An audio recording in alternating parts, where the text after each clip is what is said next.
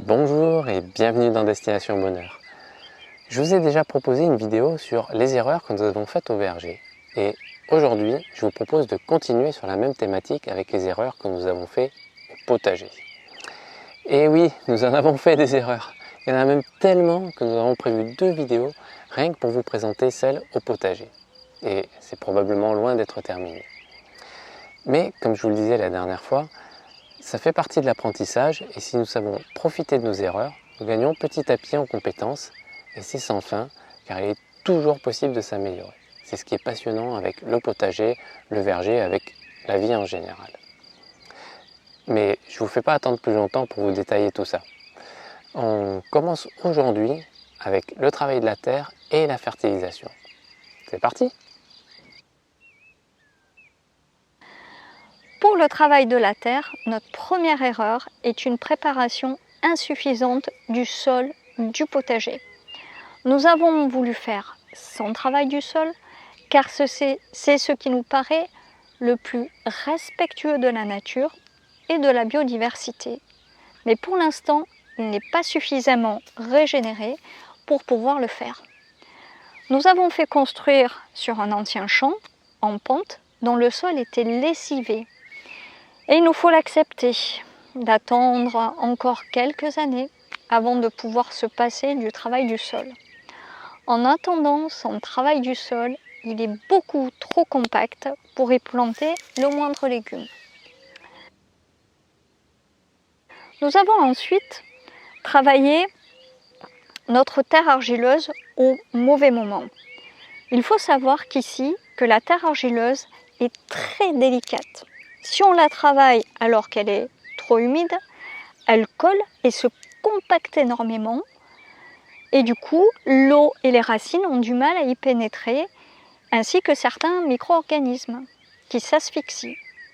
Mais si on la travaille alors qu'elle est trop sèche, d'abord elle est dure comme du caillou et ça la déstructure avec au final des conséquences équivalentes car elle se compacte très vite. Le bon moment pour la travailler est en général 1 à 2 jours après la pluie, au moment du ressuyage. Elle est alors meuble, mais ne colle pas lorsqu'on la manipule. Autre erreur, l'utilisation d'un motobineur. D'une part, ça détruit la vie du sol, qui met parfois plusieurs années à s'en remettre. Et d'autre part, ça découpe les racines de chiendent en une multitude de petits bouts, ce qui est parfait pour les multiplier. Nous faisons maintenant beaucoup plus en douceur en utilisant une fourche. On peut aussi le faire avec une grelinette, mais sans mélanger les horizons de terre. Voilà maintenant nos erreurs à propos de la fertilisation du sol. D'abord, nous avons mis longtemps avant de commencer à régénérer notre sol. Si c'était à refaire, dès la première année, nous aurions recouvert le sol avec toute la biomasse possible. Du foin, du BRF, des engrais verts, des résidus de taille de haie, etc. Le terrain aurait retrouvé toute sa fertilité et sa biodiversité beaucoup plus tôt et ça nous aurait fait gagner du temps. Seconde erreur de fertilisation, le manque de couverture du sol. La couverture du sol est absolument essentielle, sans quoi la terre s'appauvrit, se compacte, se vide de sa biodiversité et demande au final beaucoup d'efforts pour des récoltes décevantes. Maintenant, c'est un point sur lequel nous ne lésinons pas, avec une bonne épaisseur.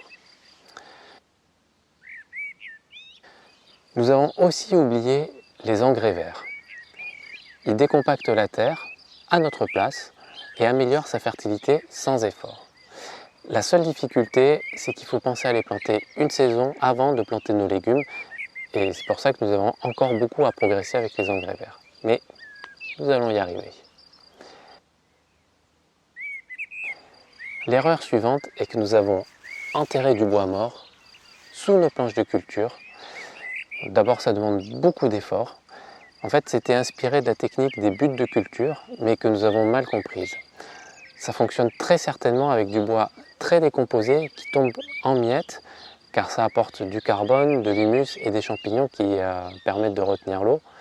Mais enterrer du bois qui n'est pas encore décomposé ne sert strictement à rien, car ce sont la microfaune et les micro-organismes de surface qui décomposent le bois. Enterré, il ne se décompose plus du tout et il n'apporte rien. Dernière erreur de fertilisation, confondre du broyat de bois avec du BRF. Surtout, notez bien cette erreur car c'est notre plus grosse erreur au potager qui s'en remet péniblement. Ça nous a valu 2 ans avec 0 récolte et un potager poussif l'année suivante.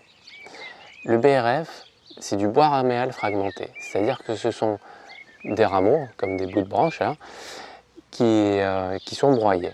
Ça contient beaucoup de parties vertes, comme des feuilles et le cambium des rameaux, ce qui en fait un matériau avec un très bon équilibre carbone-azote.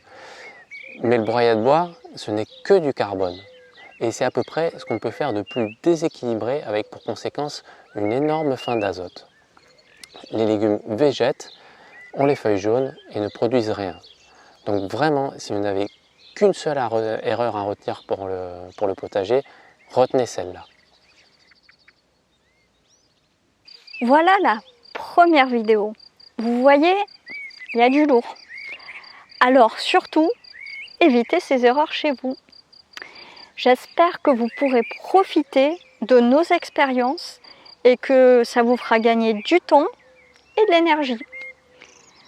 Je vous souhaite de vous régaler avec les meilleurs légumes du monde, ceux de votre potager. Et je vous dis à bientôt pour la suite de cette vidéo.